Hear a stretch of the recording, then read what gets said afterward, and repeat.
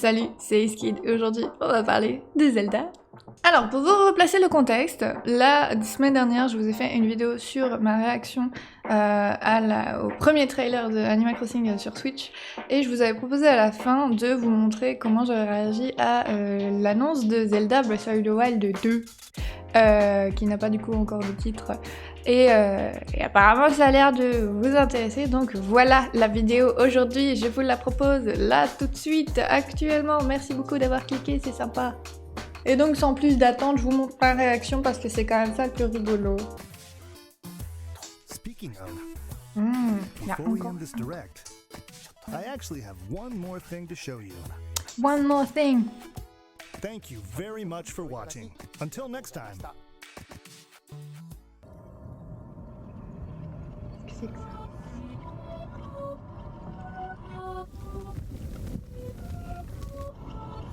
Est-ce que ce serait un truc avec Zelda?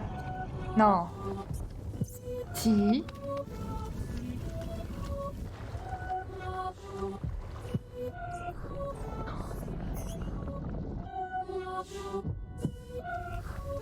Non! Il va y avoir une suite! Il va y avoir une suite à Breath of the Wild! Oui, je crois que vous avez compris que j'étais plutôt ravie de cette annonce. Et ce qui était rigolo, c'est que au début du Nintendo Direct, ou un petit peu avant, on était en train de discuter du coup en live avec les gens du chat de Twitch et on se disait « Ah, ça serait marrant qu'ils annoncent une suite à Zelda Breath of the Wild. » On n'était pas prêts. On n'était pas prêts. Après, énormément d'émotions. En plus, il faut bien placer dans le contexte que moi, ce que j'attendais le plus, c'était le trailer d'Animal Crossing et que je venais de l'avoir 3 minutes plus tôt. Donc, ça a été une montagne russe. Mon cœur, à ce moment-là, mon cocolo a pris cher. J'étais pas prête. Non, c'était dur de savoir ce qui m'a le plus hypé entre Animal Crossing et Zelda. Même maintenant, plus d'une semaine après, j'arrive pas toujours à décider. J'ai un peu l'impression de faire des infidèles Animal Crossing en disant ça, mais peut-être que j'attends encore plus Zelda Breath of the Wild 2. Peut-être. Plus ça va, plus j'avance dans le cadre là, et plus vous me voyez plus. Et donc ce qu'on a fait après le Nintendo Direct qui était fini, là, qui finissait là-dessus, on s'est jeté sur le trailer d'Animal Crossing pour le décortiquer image par image, et bah juste ensuite, on a fait exactement la même chose avec le trailer de Zelda. Et voici du coup le condensé de ce qu'on a pu gratter comme information. Donc Zelda a bien les cheveux courts. Ça c'est la même matière que Ganon, on est d'accord? On va faire du frame by frame. C'est qui tombe? C'est Zelda qui tombe. C'est qui s'est fait prendre le bras? C'est qui a des mitaines? On va trouver qui c'est. Zelda elle a des mitaines, mais elle a pas des mitaines qui ressemblent à celle-là. Oh. Je crois que c'est le bras de Link. Hein. Link il a des grandes mitaines, Zelda elle a des petites mitaines. Ouais, c'est le bras de Link. En fait on sait pas s'il y en a un qui s'est fait kidnapper au final. Je suis encore plus confuse. Je pensais avoir compris en fait, non. Est-ce que ce serait pas genre un sage ultime ou un truc comme ça? Il ressemble au sage qu'il y a dans la fin des donjons là. Genre les momies. C'est un humain puisqu'il a des oreilles humaines? Enfin un Hylian je suppose. Mais non, c'est des oreilles d'humains en plus. Les Hylians ils ont des oreilles pointues. Oui, il ressemble de ouf au sage des temples. Hein. Je me demande si c'est genre pas un sage de temple corrompu, un truc dans le genre. Est-ce qu'ils ont des boucles d'oreilles les sages des temples? Il a des dents cheloues. Ouais, il a des dents de vampire. Après, quand on a sa tronche, on n'est plus à ça près. C'est dans quel sens? J'arrive pas à savoir ce que je regarde. Ceci est un bras, je crois. C'est un peu... Ouais, ça ressemble à des bijoux Gerudo. Ah bah c'est peut-être ça. Ils ont pas d'oreilles pointues, les Gerudo? C'est encore Ganon, du coup? Mais sous sa forme humanoïde? Effectivement, avec les cheveux rouges, c'est bien Ganon. Mais c'est quoi ça, au final? Parce que... Il y a un bras vert, mais c'est pas le sien. On voit le bras essayer d'attraper Link. D'accord? C'est le bras vert. Le bras vert, d'après ça, donc ceci est le potentiel Ganon là, c'est pas le bras de Ganon. Du coup, ouais, peut-être que le bras, en fait, il est en train de sauver Link et pas de le kidnapper. Ça. Il y a encore le bras vert, et ceci, du coup, est le potentiel Ganon avec les cheveux longs. L'ombre, on dirait carrément Ganon. De toute façon, c'est forcément Ganon. C'est un Zelda. Le bras vert, on dirait qu'il déclenche un genre de résurrection. Mais pourquoi il irait attraper Link alors? Le bras ce saut qui bloque la créature. Sous le château? Ce serait sous le château? Et du coup, il y aurait une méga tour qui sort. Peut-être que c'est ça, peut-être que c'est genre... Vous savez, les tours là qu'on fait popper au début de Breath of the Wild, là, les tours qui nous servent après d'observatoire. Ça se trouve, il y a une tour géante sous le château en fait. Et le bout du château, c'est juste le haut. Un truc comme ça. Qu'est-ce qu'il est fait? La main, elle est à Link. Ou est-ce que le bras, il se baladait tout seul et puis après, il vient sur Link et du coup, Link arrive à refermer le truc ou un truc dans le genre et en fait, c'est le spoiler de la fin du jeu? Link a volé le pouvoir de la main? Je pense que ce serait plus la main qui lui a prêté son pouvoir. Du coup, je suis sûre qu'en fait, on va pas jouer Zelda. Je sais pas. Imaginez, on peut jouer les deux et en fait, on peut jouer en coop. C'est trop cool. Il y a l'air d'y avoir une structure juste au-dessus, là. Une structure qui ressemble de ouf au tour dont je vous parlais avant. Je me pose beaucoup trop de questions aussi, mais c'est super marrant de décrypter le teaser. Oui, non, clairement, il y a les zigouigouis verts qui vont vers la main de Link et tout. Mais pourquoi soudainement il a plus qu'une seule mitaine? On ne sait pas. Bon, je pense qu'il sortira pas avant 2021 par contre. Mais je suis contente d'y retourner. Alors un truc que vous avez sûrement remarqué en regardant tout ça, c'est que je ne suis pas extrêmement versée dans tout le lore et toutes les histoires des jeux Zelda. Le seul auquel j'ai joué en entier, c'est Breath of the Wild. Et encore, j'ai même pas battu le boss de fin de Breath of the Wild parce que j'ai pas envie de le finir. Parce que ça veut dire qu'une fois qu'il est fini, il est fini. Du coup, j'ai pas envie de battre le boss de fin. Puis aussi, je crois... Je pense, je soupçonne que j'ai passé l'aspirateur sur la cartouche Switch et que du coup, ça fait 6 mois que j'ai pas pu y jouer. J'attends une promo pour le racheter. Ma sauvegarde est toujours sur la Switch donc ça va, c'est pas très grave, mais ça oui, j'ai été stupide et ça va me coûter cher. Ne soyez pas stupide comme moi. Regardez sous votre canapé avant d'aspirer. Sinon, à part Breath of the Wild, j'ai joué à Twilight Princess, mais je me suis arrêtée dans l'histoire au moment où on peut pêcher, ce qui arrive relativement tôt, donc j'ai vraiment pas avancé. Et puis après, j'ai fait de la pêche, et puis après, j'ai revendu le jeu, je ne sais plus pourquoi, et du coup, j'ai jamais fini. J'ai aussi joué à... Non, pas Spirit Tracks, Phantom Hourglass, celui où il y a le bateau sur DS là. J'ai fait 2 des donjons je crois, mais il y a rien qui m'a marqué dedans. J'ai pas accroché. Non. Il me semble, j'ai des très vagues souvenirs d'avoir joué au début de Minish Cap, mais alors c'était genre peut-être 2006, du coup je me souviens de rien. Et sinon j'ai commencé Ocarina of Time, et je suis dans le village de début et j'ai galéré, il fallait que je trouve une épée, un bouclier, j'ai trouvé l'épée, j'ai pas trouvé le bouclier. En fait il s'avère qu'apparemment, spoil, le bouclier faut l'acheter au magasin, j'avais pas vu qu'il était en vente je pense. Donc faut juste que je reprenne le jeu là, j'ai juste pas d'excuses, faut juste que je prenne le temps d'y jouer. Et donc voilà, vous voyez un petit peu à quel point je suis une grande fan de Zelda d'habitude. En fait c'est complètement Breath of the Wild qui m'a mise à la franchise. Et depuis j'ai envie de les essayer tous. Il est au programme que je joue à Twilight Princess. Dans pas très longtemps en stream, je récupérerai ma Wii la semaine prochaine, faut que j'achète un adaptateur pour la brancher sur mon ordi et après on verra. Faut aussi que je rachète Twilight Princess du coup. Donc si tout ça se met bien en place comme je veux, mais j'ai terriblement envie d'y jouer donc il y a des chances. Et bien du coup il se pourrait que dans les prochaines semaines on joue à Twilight Princess en live, donc si jamais ça vous intéresse, je stream le mardi, le jeudi et le dimanche de 10h30 à genre 13-14h par là. Il y a les liens vers ma chaîne Twitch dans la description, donc venez me voir. Et donc voilà, par rapport au trailer, par rapport à ma réaction, moi, je me doutais qu'il y aurait une suite de Breath of the Wild. Quelques mois après la sortie, quand ils se sont rendus compte que Breath of the Wild c'était le plus gros succès qu'ils aient jamais eu avec Zelda, ils ont dit qu'ils omettaient pas la possibilité de réutiliser le même moteur de jeu et de faire une suite ou de faire des autres jeux Zelda similaires. Donc avec le monde très ouvert, le côté tu gagnes tous tes pouvoirs au début puis après tu te démerdes, que personnellement moi j'ai apprécié, je sais que c'est les grands fans de la franchise avant, ça a été une sacrée transition à faire. Et ils avaient aussi dit dans une interview qu'ils savaient que les donjons de Breath of the Wild étaient pas aussi bien que ce qu'ils auraient voulu faire. Et du coup, clairement, je pense que dans la suite, il va y avoir de gros progrès faits en termes de level design pour les donjons. Du coup, ça c'est intéressant parce que c'était vraiment le point noir de Breath of the Wild, même si personnellement je ne l'ai pas détesté non plus. J'aime bien les donjons de Breath of the Wild. Et j'aime bien les sanctuaires. Et j'aime bien le fait qu'il y ait des trucs courts et des trucs longs. Et que les trucs longs, tu sois formé à les faire dans les trucs courts. C'est genre, j'aime bien apprendre petit à petit et puis après faire un gros truc un peu plus difficile. Mais c'était plus en termes de visuel.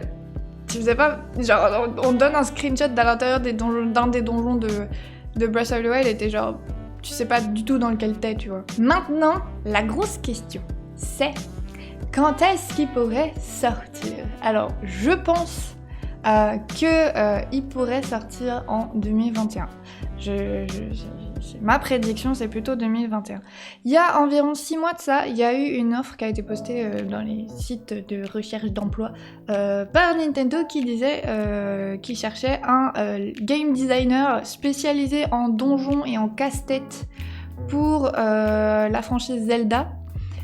Est-ce que c'est pour ce jeu-là ou est-ce que c'était pour Link's Awakening? Je pense que c'est plus pour la suite de Breath of the Wild puisque Link's Awakening c'est un remake et du coup a priori il n'y aura pas trop de nouveaux casse-têtes. Ils ont déjà été fabriqués il y a longtemps. Donc ça me paraîtrait plus logique que ce soit pour la suite de Breath of the Wild, sachant en plus qu'il n'y a pas besoin d'un cycle de développement extrêmement long pour ce jeu-là vu qu'il se base justement sur ce qu'il y a dans Breath of the Wild.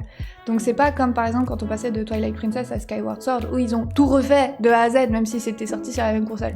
Même chose, le développement de Breath of the Wild lui-même a été extrêmement long parce que du coup il y avait tout le système, plus en plus la compatibilité avec la Switch qu'il fallait faire. Donc ça rajoutait énormément de travail, il fallait... ils repartaient à chaque fois d'absolument zéro. Là, ils repartent pas de zéro. Il va y avoir un bon nombre de modèles qui sont faits, il va y avoir une bonne partie de la map, je pense qu'ils modifieront pas mal Hyrule, mais ils ont dit qu'ils allaient utiliser Hyrule qui est dans Breath of the Wild, comme base en tout cas. Donc il y a quand même la géographie du truc et les coins et les recoins qui vont être laissés comme ils sont. Il y a aussi tout ce qui est pouvoir magique, probablement qu'ils en rajouteront des nouveaux mais que ceux qu'ils ont fabriqués pour Breath of the Wild, style la bombe, le fait de faire des pics en glaçon, là, le fait d'arrêter le temps et tout, je pense que ça restera disponible. Ou alors ils développeront des trucs par-dessus. Ils rajouteront des nouvelles possibilités, des nouvelles choses qu'on va faire avec les mêmes pouvoirs. Et donc ça fait quand même, ne pas partir d'une page blanche, ça fait que ça va vachement plus vite au développement. Et donc chercher un game designer pour des donjons et des casse-têtes il y a 6 mois, pour annoncer le jeu maintenant, je pense pas que ce soit absolument impensable. Mais vu que le trailer, et c'est pour ça que je fais cette prédiction-là, vu que le trailer n'était pas une séquence de jeu, c'était probablement une cinématique qui va arriver assez tôt dans le jeu, il y a peut-être des chances qu'il n'y ait pas encore grand-chose de jouable vraiment. C'est-à-dire qu'ils sont pas du tout au stade où ils pourraient faire une démo par exemple. Ça, je pense que s'il y a une démo, elle sera à l'E3 2020 pour une sortie 2021 plutôt. Ou alors, si on est extrêmement optimiste, ce serait le jeu de Noël de 2020, mais je pense pas.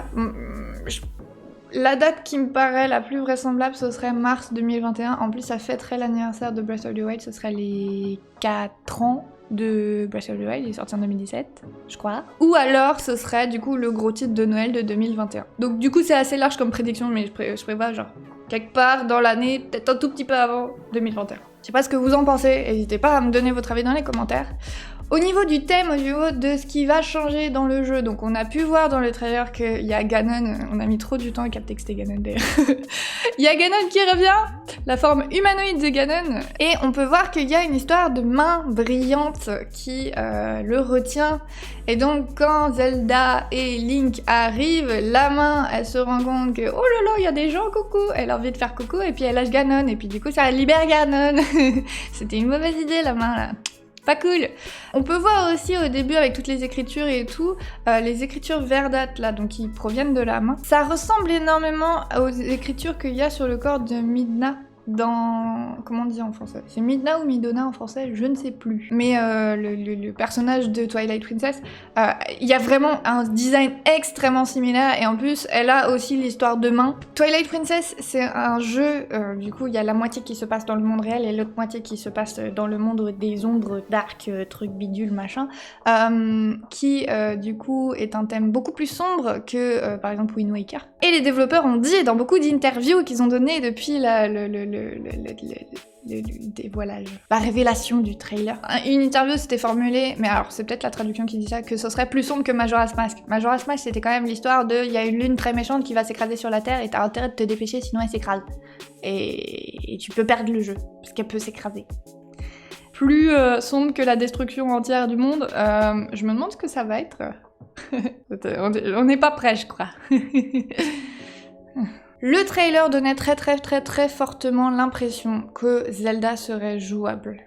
Alors, avec l'analyse qu'on avait fait pour savoir qui tombait dans le trou, machin, avec la mitaine et tout, il s'avérait qu'en fait c'était Link qui était sauvé, mais du coup, Link à un moment, on le voit avec la main qui brille. Donc potentiellement, la main magique, là, elle viendrait devenir le compagnon de Link, et potentiellement l'aider. Ce qui me ferait plutôt penser à... Alors, j'espère que ce sera comme ça. Ça me ferait plaisir si c'était comme ça. On aurait en fait Link et Zelda qui seraient interchangeables, c'est-à-dire qu'on pourrait jouer une partie du jeu en tant que Link et une partie du jeu en tant que Zelda. Et Link se retrouverait coincé dans par exemple un souterrain ou un truc comme ça, mais genre dans un coin où il fait sombre et c'est dark et émo tout ce que tu veux, avec le pouvoir magique de la main là, et Zelda du coup se retrouverait dans Hyrule qu'on connaît mais du coup qui a été abîmé par Ganon. Et en fait, il faudrait que, par exemple, on joue d'un côté Zelda qui va, je sais pas, par exemple, genre, pousser un caillou quelque part, parce qu'apparemment Zelda c'est pousser des cailloux. Et du coup, après, on devrait changer, aller avec Link au même endroit, et en fait, ça nous aurait genre dévoilé un passage secret ou un truc comme ça. Ça pourrait être vachement bien comme mécanique. Faut voir si c'est pas trop chiant non plus, parce que devoir toujours alterner et toujours faire des allers-retours entre les deux personnages, ça peut vite être casse-pied. Ce qui me fait vraiment penser que Zelda sera jouable, c'est le fait qu'elle se soit coupée les cheveux. Parce qu'il y a un truc, si vous faites un petit peu de 3D, vous le découvrirez très vite, c'est que dès qu'il y a des masses volumineuses mais qui sont molles et qui sont censées bouger avec le reste du corps, ça passe son temps à passer au travers de trucs. Genre t'as des cheveux qui passent au travers des bras, t'as des cheveux qui passent au travers du torse, tu te retrouves avec le devant du torse plein de cheveux et tu comprends pas pourquoi, parce que t'as oublié de mettre les cheveux sous le bon angle. Donc en fait c'est super chiant du point de vue d'animé et de modéliser aussi même des cheveux longs en 3D. Quand c'est un personnage dont tous les mouvements ont été prédits à l'avance, comme par exemple Zelda dans le premier Breath of the Wild, qui a les cheveux longs mais qui apparaît que dans des cinématiques, ben on peut vérifier image par image qu'il n'y ait pas un seul moment où ses cheveux sont au travers de sa tête. Tandis que quand Zelda est jouable, les mouvements, tu peux préparer des animations et tout, mais il va falloir qu'il y ait des passages un petit peu entre les animations, c'est-à-dire que ça va se faire de manière très fluide entre quand elle marche par exemple et quand elle court. Je vais pas rentrer plus dans les détails techniques que ça, mais en fait il faut un petit peu fondre les deux animations ensemble pendant que justement ça s'accélère. Et du coup ça, tu ne peux pas prévoir absolument tout le mélange que l'ordinateur va faire. C'est pas possible, parce que ça dépend de ce que fait le joueur avec sa manette. Et du coup, ça m'étonnerait pas qu'ils aient coupé les cheveux de Zelda, juste parce que c'est trop chiant à animer et qu'il fallait être sûr qu'il n'y ait pas de problème graphique. Et aussi faire en sorte que les armures de Link, ils puissent les adapter facilement sur Zelda. Je sais pas si vous avez entendu parler de ça, vous irez chercher vous-même sur YouTube, mais il y a la communauté de modeurs qui ont hacké la version Wii U de Breath of the Wild et qui ont fait qu'on peut jouer en tant que Zelda et en tant que Linkle. Et en fait ça rend trop bien. Et du coup je pense que Nintendo s'est rendu compte que oui, il y avait une vraie demande de pouvoir incarner quelqu'un d'autre que Link dans les légendes de Zelda. Et ils se sont dit, bah attends, si les joueurs ils vont jusqu'à se faire chier de le faire eux-mêmes, pourquoi on leur proposerait pas? Après, le fait que Nintendo propose la possibilité de dessiner des chemins par terre dans Animal Crossing, je me base vraiment sur le fait qu'ils écoutent leur communauté.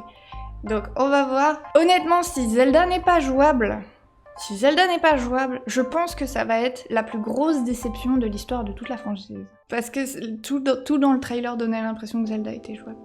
Link et Zelda qui partent en exploration, bah oui, tu peux jouer les deux. Le mieux, ce serait qu'ils rajoutent un mode coop, ça, ce serait trop cool. Depuis, pareil, qu'il y a le mode coop d'Animal Crossing, ça, il sortait de nulle part. Du coup, je me dis, il pourrait y avoir du mode coop dans tout, cool. Yes. Après, s'il n'y a pas de mode coop, je serais pas non plus dévastée. Zelda, c'est bien comme jeu solo, mais on a déjà eu des jeux multi avec Zelda, donc pourquoi pas. Voilà, on va dire ça.